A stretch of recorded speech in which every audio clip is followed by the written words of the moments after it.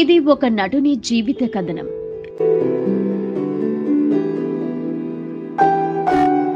ఇప్పటికే అనేక ప్రతిష్టాత్మక అవార్డులను అందుకున్నారు.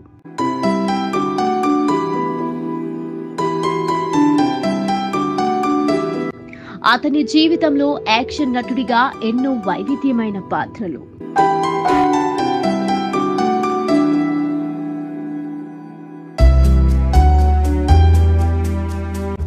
నిరుపేద కుటుంబంలో పుట్టి అనేక శిక్షణలను ఎంతో కష్టంతో నేర్చుకుని అంచెలంచెలుగా సినిమా రంగంలో ఎదగాలని, తనకంటూ ఒక గుర్తింపు తెచ్చుకోవాలని అహర్నిశలు శ్రమించి పోరాడుతున్న సమయంలో కాలం కాటు వేసింది.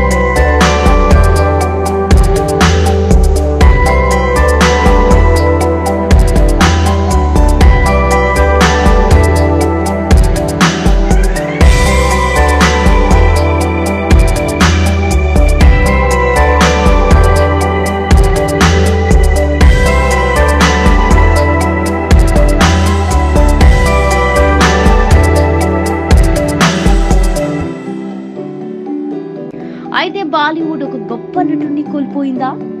తనకు ఎందుకు అవకాశాలు రావడం లేదు? అసలు ఏం జరిగింది? ఎవరా యాక్షన్ హీరో?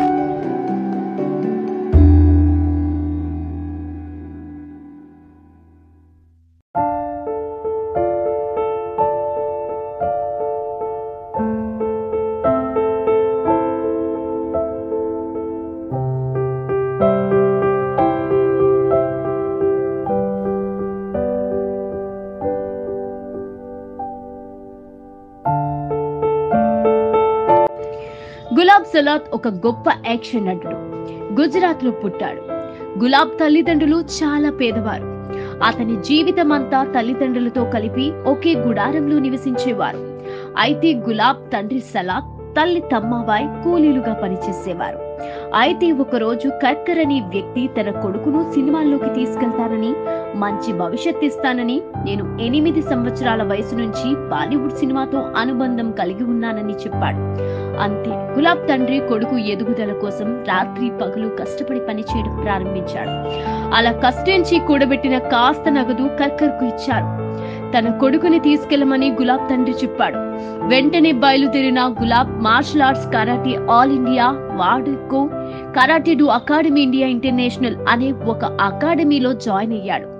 కరాటే మార్షల్లో దాదాపు 5 సంవత్సరాలు కష్టపడి లక్ష్యాన్ని సాధించి చివరకు కరాటే కల్లో బ్లాక్ బెల్ట్ పట్టా పొందాడు. అంతేకాక గులాబ్ తన నృత్యానికి తోటలలో కష్టపడి సాధన చేసేవాడు. హైదరాబాద్ లో జిమ్నాస్టిక్స్, డాన్స్ ట్రైనింగ్ తీసుకుని 1 సంవత్సరంలో డిగ్రీ పట్టా పొందాడు. తన తండ్రి చనిపోయాక గులాబ్ ఇంట్లో సమస్యలు పెరగడం ప్రారంభమయ్యాయి. అనేక మార్లు చిత్ర నిర్మాతల దగ్గరకు, దర్శకుల దగ్గరకు, ప్రతి రాష్ట్రానికి వెళ్లి తనకు ఒక్క అవకాశం ఇవ్వమని అభ్యర్థించాడు. కానీ విఫలమై తిరిగి హైదరాబాద్ నగరానికి వచ్చి జై జై జగజ్జనుని దుర్గామా జై సీరియల్లో పనిచేయడానికి శిక్షణ ప్రారంభించాడు. బజరంగబలి సీరియల్, జై జై జగజ్జని దుర్గామా సీరియల్ నుండి తనకు చిన్న పెద్ద అవకాశాలు రావడంతో దాదాపుగా హిందీ, గుజరాతీ, భోజ్పురి లాంటి 17 చిత్రాలలో గులాబ్ యాక్షన్ నటుడు. Martial arts, gymnastics, yoga, body stunts, break dance, lathi, nunchuck, కత్తి, రైఫిల్ షూటింగ్లకు మాస్టర్ గా చేశారు.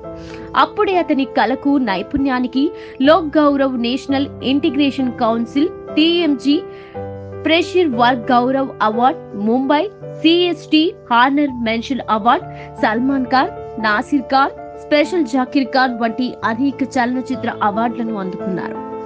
ఇండియాస్ బిగ్గెస్ట్ జర్నలిస్ట్ ఆర్గనైజేషన్ అయినటువంటి India federation of working journalist, federation of Indian working journalist నుంచి న్యూఢిల్లీలో జూలై 2023న జబల్పూర్ ఎంపీ చేతుల మీదుగా గౌరవ ధృవీకరణ పత్రాన్ని అందుకున్నారు.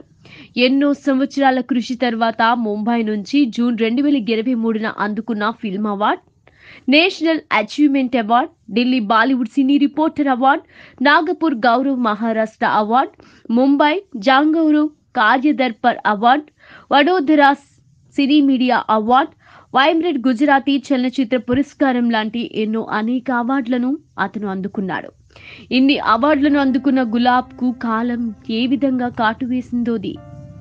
కానీ ఇప్పుడు ఒక్క అవకాశం కూడా లేక నటించే సత్తా ఉన్న గులాబ్ సినిమాపై తనకున్న ఆసక్తితో నాన్నకిచ్చిన మాట కొరకు ఎంతో కష్టపడి కరాటే, డాన్స్, యాక్టింగ్ నేర్చుకున్నానని, ఇప్పుడు ఎవరైనా ఒక్క అవకాశం ఇస్తే తను ఏంటో నిరూపించుకుంటానని, ప్రస్తుతం తను ఎటువంటి అవకాశాలు లేక ఇబ్బందుల్లో ఉన్నానని మీడియాకు తన యొక్క జీవిత కథనం తెలియజేశారు.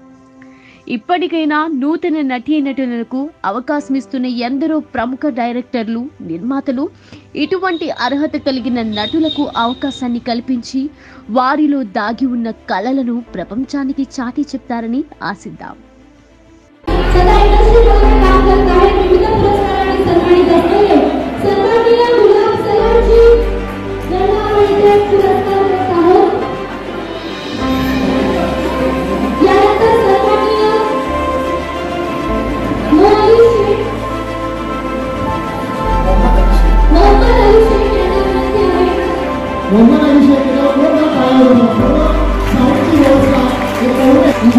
गुजरात से पधारे हैं गुलाब सलाट एक्शन एक्टर जी, अपना अवार्ड धारण करें।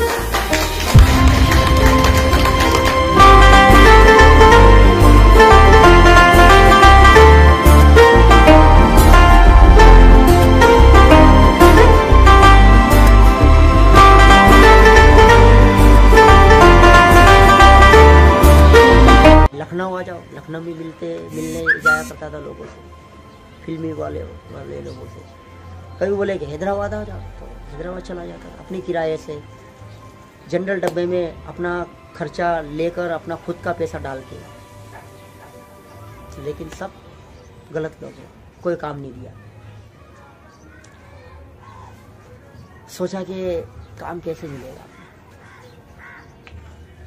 फिर देखो ऊपर वाले की मर्जी, मेहनत पे रंग लाया ऊपर वाला।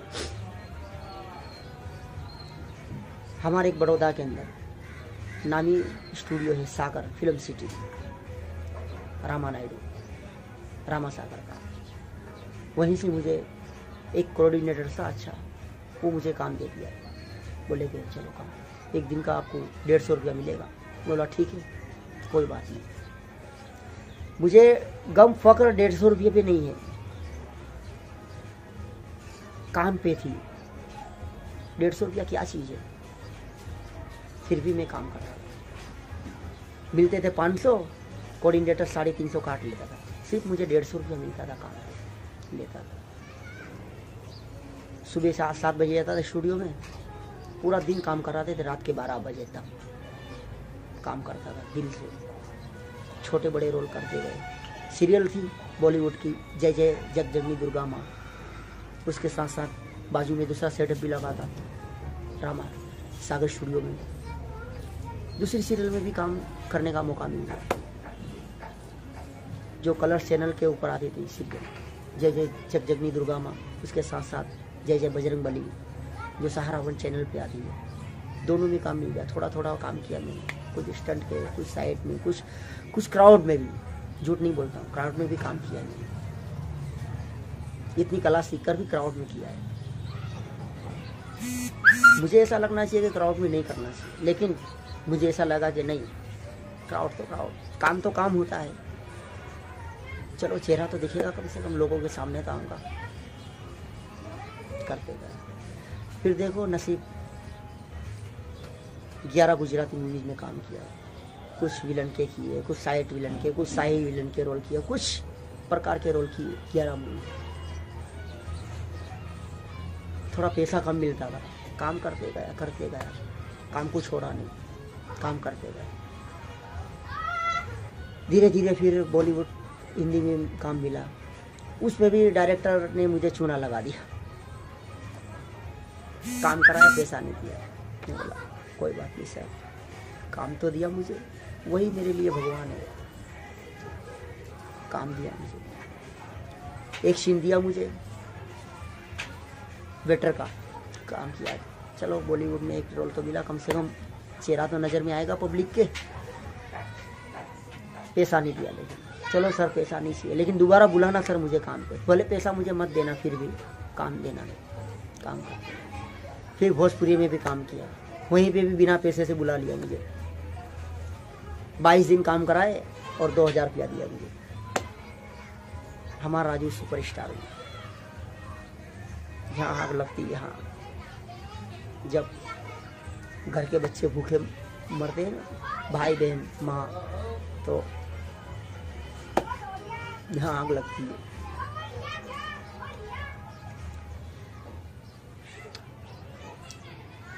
कभी हिम्मत नहीं हारा है।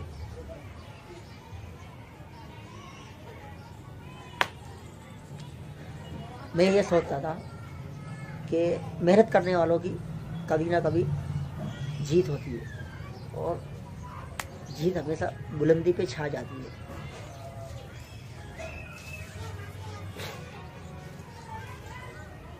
जब यहाँ आग लगती है तो यहाँ से रोना आता है, यहाँ से।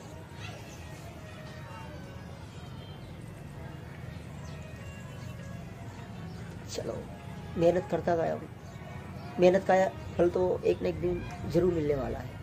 मेहनत मेरी फालतू नहीं जाएगी।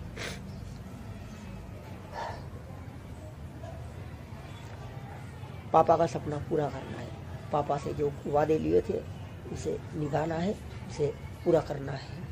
बस यही मेरा टारगेट है, यही मेरा लक्ष्य है। बस कुछ भी हो जाए, पैसा मिले या ना मिले, मुझे अमीर नहीं बनना है,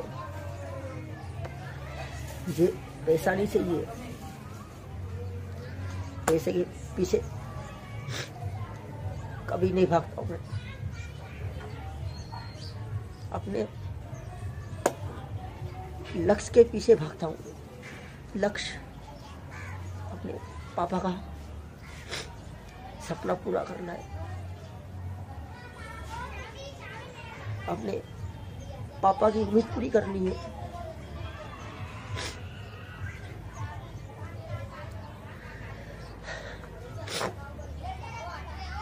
बस मेरा यही लक्ष्य है।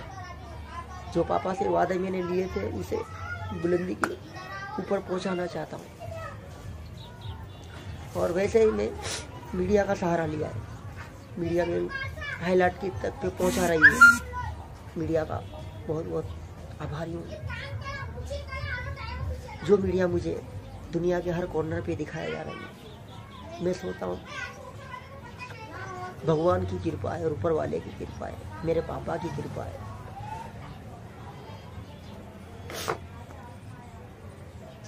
मेरे पापा की कृपा है। एक एक दिन मैं सफल होऊंगा। मीडिया आज मुझे बहुत सपोर्ट कर रही है। सल्यूट है मीडिया को मेरी तरफ से। लाइफ में कभी इन लोगों का एहसान नहीं भूलूंगा। जाके उनको मिलूंगा मैं। कोई कहते कि सुपरस्टार बनने से लोग भूल जाते, लेकिन मैं कभी नहीं भूलूंगा। आप लोगों से ही वादा है मेरा, कभी नहीं भूलूंगा आप लोगों को। जय हिंद, जय भारत, वंदे मातरम।